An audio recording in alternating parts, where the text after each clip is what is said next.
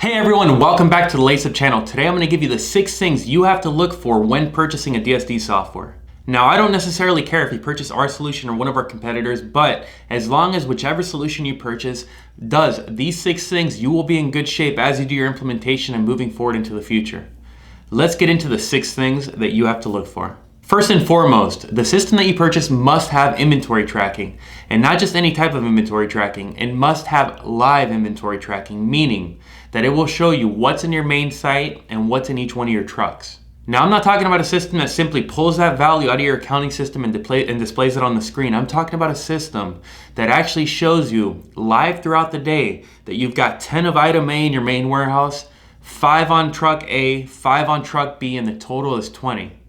That is true inventory tracking. You, as a person looking to do your purchasing, right? As a person looking to determine what to bring in from your vendor, you have to know exactly what's where so that you can put in your purchase order and have it fulfilled from your vendor. And the only way you can do that is if you have live inventory. And the only way you can have live inventory is if you make sure that the DSD solution that you purchase supports it. Point number 2, the DSD software that you purchase must support price levels and special offers. So 99.9% of distributors use these 2 pricing strategies. What are price levels? So price levels are when you define a price list and then you associate that price list to a customer or group of customers. A price special, on the other hand, is when you do a special promo, temporary price reduction, buy one, get one, from one day to the other. So let's say from January 1st to the end of January, you're gonna run a $1 reduction in price for item A. That is a special. All DSD systems should support both of these variations, okay? And they should give precedence to the special first. So if you set a special from one day to another, that should be primary, and secondary should be the price level. So make sure that the DSD system that you purchase supports special offers, special pricing, and or price levels. Point number 3, you have to ensure that the DSD system that you purchase optimizes your routes. So most of you've either got routes on a frequency or you've got pre-orders set, and those pre-orders are going to go onto a truck. Either way, you want the system to generate the most efficient route for each driver so that you save the most amount of time for your drivers and the most amount of gas. A good optimizer is going to save you thousands of dollars every single month. So you have to ensure that whatever DSD system you purchase, it uses an optimization engine. Next, you have to check what optimization engine it is and what parameters it uses to come up with the most efficient route.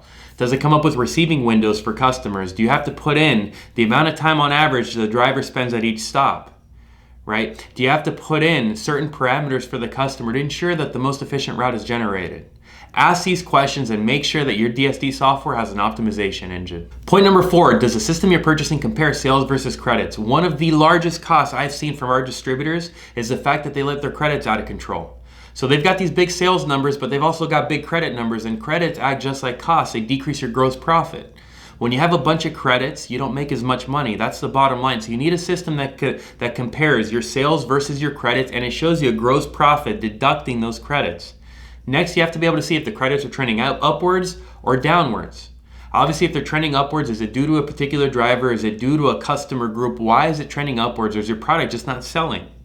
Without these reports, you can determine to leave less product at a customer to decrease your credits. So make sure that the system that you purchase compares sales versus credits and gives you at least a percentage trending upwards or downwards on the scale so that you can determine whether or not you're being efficient or not with your credits. Point number 5, does the system that you're purchasing work offline? I can't tell you how many people come and talk to me and then they go with a competitor that requires them to work online. And I'm like, what are these guys doing? The problem is when you rely on something that requires an internet connection, you don't have an internet connection in a freezer, you don't have one in a receiving dock.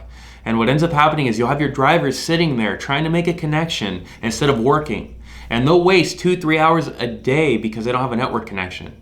So make sure that the system that you purchase works offline. Point number 6, and perhaps the most important point, the system that you purchase must integrate with your accounting system. In the beginning of every sales call, if the person that you're talking to doesn't integrate with your accounting system, they'll tell you, hey, why don't you switch your accounting system? The problem is that they're not telling you how long and how much work it takes to actually switch from one accounting system to the other. Switching accounting systems is like a heart transplant. The person that you purchase, the vendor that you choose, must integrate with your accounting system. And if they don't, they must be willing to do an integration with a money-back guarantee so that you can ensure that the integration will pan out.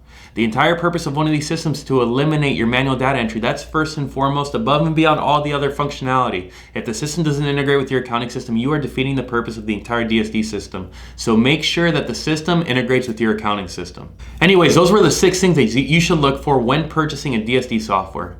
If you have any questions or additional points, hit me down in the comments below. I'll make sure to get back to you. Apart from that, I look forward to see you guys next time.